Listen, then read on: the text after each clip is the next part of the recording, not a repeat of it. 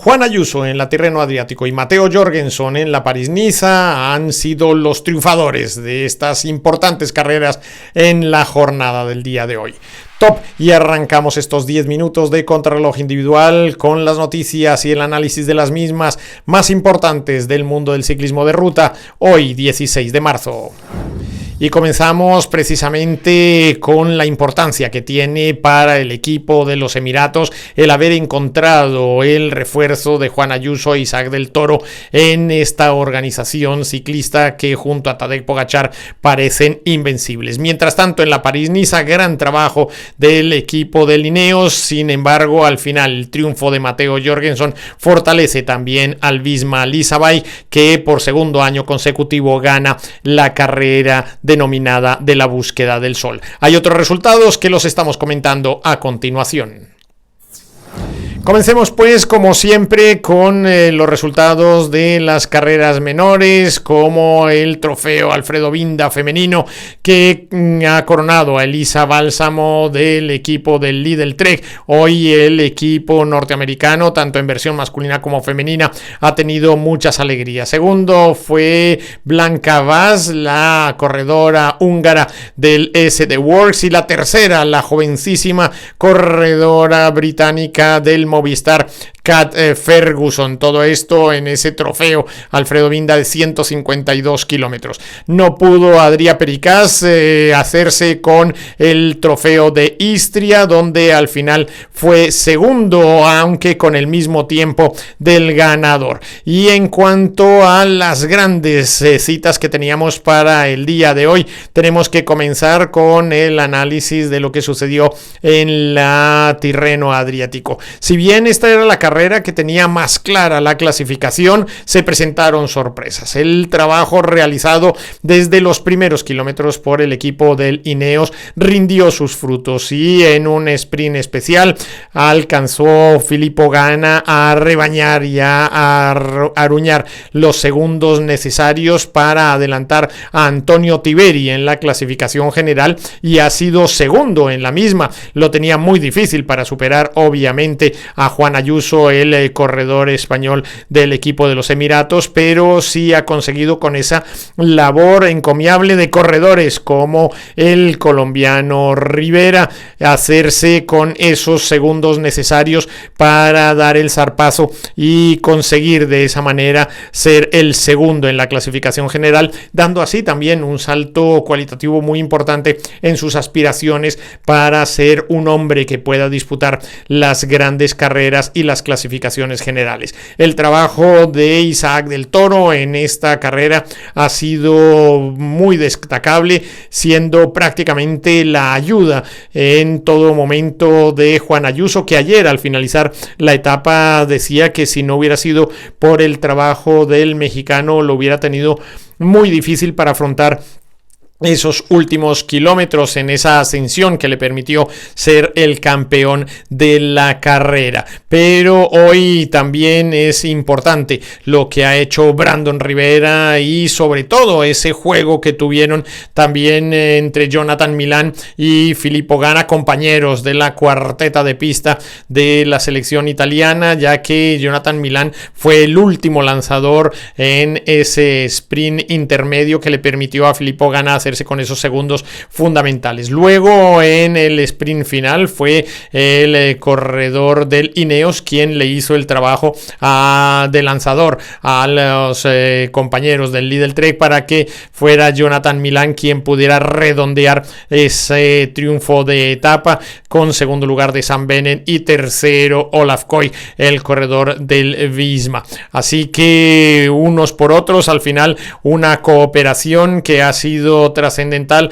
para este cierre de la carrera de los dos mares, que como les decíamos al comienzo pone a Juan Ayuso y en compañía. No podemos demeritar el gran trabajo que ha hecho Isaac del Toro y el resto de los compañeros del equipo de los Emiratos como una de las puntas de lanza para este Giro de Italia, que estará comenzando en poco menos de 2 meses en Albania. Será una de las escuadras a batir después de visto lo que que se ha podido comprobar en estas carreras.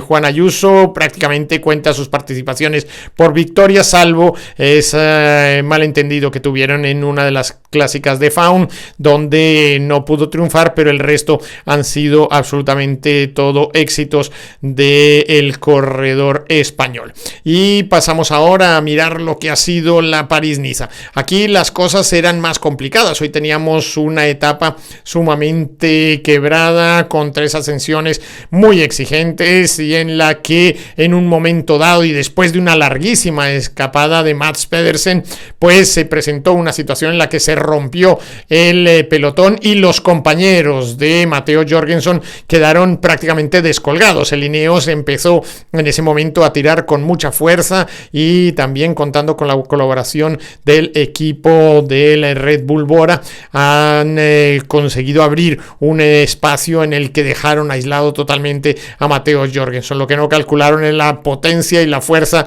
que tiene el corredor norteamericano, que en un momento dado, y viendo que podía ser víctima de algún tipo de celada, decidió ir él al ataque y consiguió hacerse con esos segundos necesarios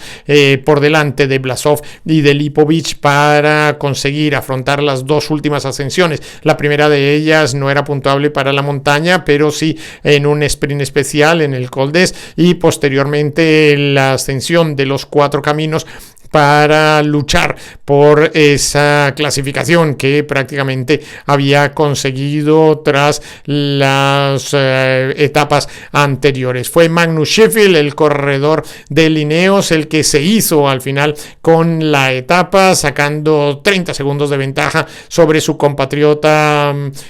Matteo Jorgensen, y poco más de 35 segundos sobre Felix Gall, el austriaco del Decathlon, que también hizo una muy buena presentación en el día de hoy. Destacar en esta carrera el 8º puesto en la clasificación general de Harold Tejada y la muy buena actuación de su compañero Champuzan, que le han permitido al XDS Astana sumar importantísimos puntos en la clasificación de la Unión Ciclista Internacional, con el objetivo de salvar la categoría. Así que muy importante el trabajo pese a la caída en los últimos kilómetros del corredor de Pitalito, que no le permitió estar en esa lucha por una mejor posición. Al final entró en el puesto 11 en la etapa, y como les decimos,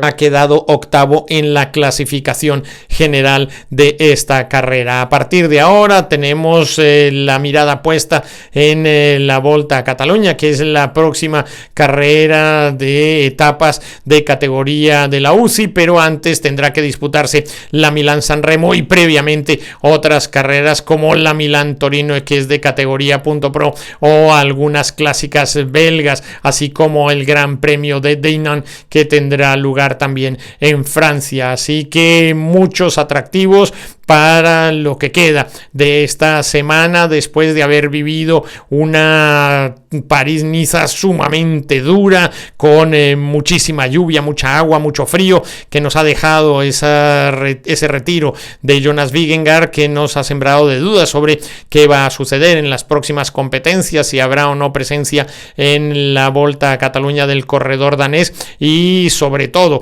el dominio que está presentando el equipo de los Emiratos Árabes, que tiene ahora no solo en Tadej Pogačar, sino también en Juan Ayuso una baza muy importante. Tal vez el que ha dejado un poco decepcionada a la afición del equipo emiratí ha sido el corredor Joao Almeida, que hoy no pudo responder como se esperaba de él en la París-Niza, pero bueno, es un equipo que tiene un montón de opciones, de oportunidades para tener corredores defendiendo prácticamente todos los flancos del ciclismo de ruta en estas condiciones. El despertar del Visma y del Ineos también son buenas noticias para estas alturas de la temporada, donde se está ya cerrando el primer trimestre de competiciones que comenzaba en el mes de enero y que ahora pues empieza